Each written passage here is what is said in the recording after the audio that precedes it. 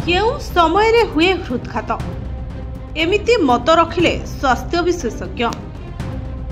हृदघात एक गंभीर अवस्था जेतबेले मांसपेशी को रक्त प्रभाव हठात बंद हो जाए। एहार सबुठारु बड़ कारण हेउछि हृदय शिरारे चर्बी जमा हेबा जोगु अवरोध होइथाय।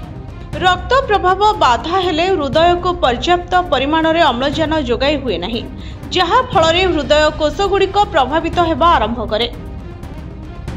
जो मानकर उक्त रक्तचाप, मधुमेह, स्थूलता, धूमपान अभ्यास अच्छी सेमानकठारे हृदघातर संभावना अधिक थाए। खराब जीवनशैली, मानसिक चाप एवं अस्वस्थकर खाद्यपेय मध्य एही विपद को वृद्धि करिथाए।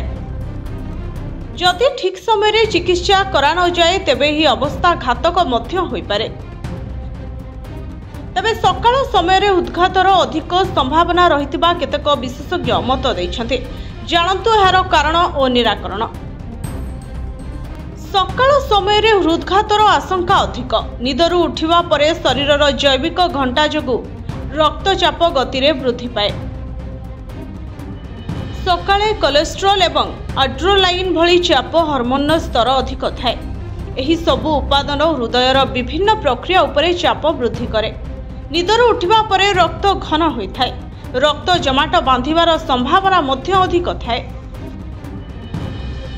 सकाळ 6टा रु 10टा पर्यंत समय गुरुत्वपूर्ण। एही अवधि को हृदघात पई सबुठारु संवेदनशील बोली विवेचना करा जाय। Bureau report, STV Odia.